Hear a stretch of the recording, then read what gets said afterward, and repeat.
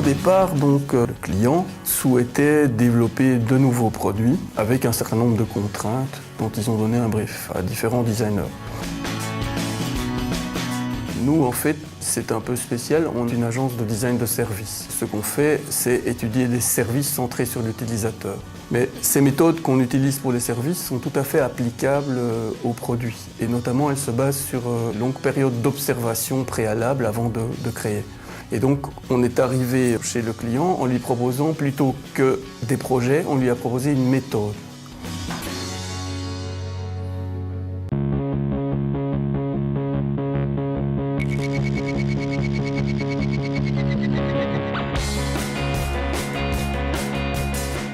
Dans une carrière de pierre, il y a toute une partie de cette matière première qui n'est pas utilisable.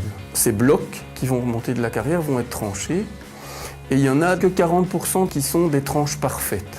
Elles vont être vendues à des marbriers qui les recherchent absolument, qui sont la clientèle traditionnelle d'une carrière. Mais dans les autres tranches, il y a évidemment une énorme quantité de matériaux qui est de très très bonne qualité, mais pas sur toute la tranche.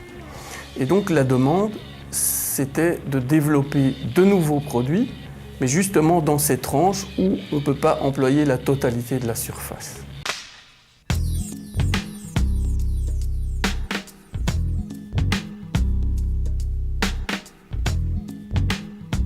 Bon, alors d'abord, je ne connaissais pas forcément très bien ce milieu-là, donc on est allé à 2 personnes voir comment ça fonctionnait. On a observé longuement la carrière, tous les outils qu'ils ont, l'usine, comment ça fonctionne, toutes les différentes étapes, etc. Et puis, on a été chez leurs clients, des gens qui posent de la pierre bleue, des architectes. On a été voir aussi ce qui se faisait comme nouvelle technologie. On a compilé tout ça et on a fait une présentation où on donnait d'abord toute une série d'orientations possibles qui viennent soit de tendances esthétiques ou de décoration, soit de tendances techniques, des nouvelles possibilités techniques qui ouvraient des nouveaux horizons.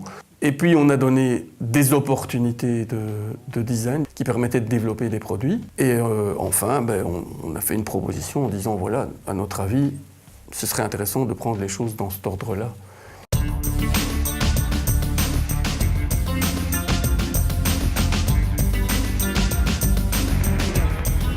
Alors, au fait, quand on regarde une tranche, il y a des parties qu'on ne peut pas exploiter telles quelles. Souvent, ces parties laissent des surfaces assez longues à côté d'elles. Et on s'est rapidement dit que si on développait des pièces longues, c'est-à-dire relativement étroites mais plutôt longues, on allait toujours pouvoir trouver un endroit où les prendre dans la pierre pour qu'elles soient impeccables, parfaites, de très très bonne qualité. Et donc c'est comme ça qu'on s'est dit comment faire un produit de sol qui soit réellement haut de gamme et qui utilise des pièces longues. Et donc c'était assez nettement la solution parquet qui est ressortie. Ce qui est intéressant avec le parquet, c'est qu'en fait il peut s'insérer dans une ligne de production qui existait. Il ne fallait pas en créer une nouvelle nécessairement pour mettre ça à côté du reste, quoi.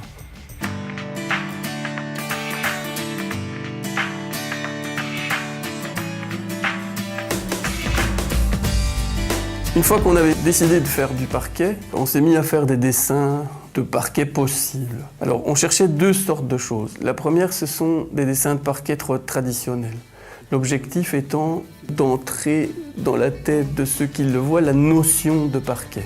Et puis, deuxièmement, on a cherché à faire des formes nouvelles. On est venu petit à petit à des parquets en forme de parallélogramme ou de losange ou de trapèze ou de choses comme ça qui s'emboîtent d'une façon différente et dont la petite arête qui capte la lumière fait des petits mouvements dans le sol qui le rendent plus intéressant. Donc au départ, on a dessiné beaucoup de formes de parquet.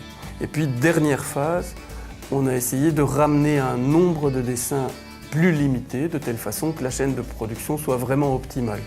On a ramené, je pense, à 5 dessins.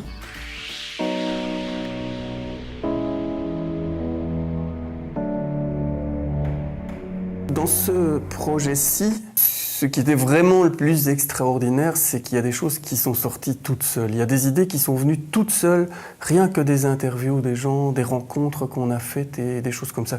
Et il y en a encore plein qui n'ont pas été développées et qui pourraient l'être, mais c'était vraiment extrêmement étonnant. à quel point il y avait moyen de trouver des nouvelles pistes sans finalement faire d'efforts démesurés de créativité, rien qu'en allant interroger les gens et chercher l'information où elle était.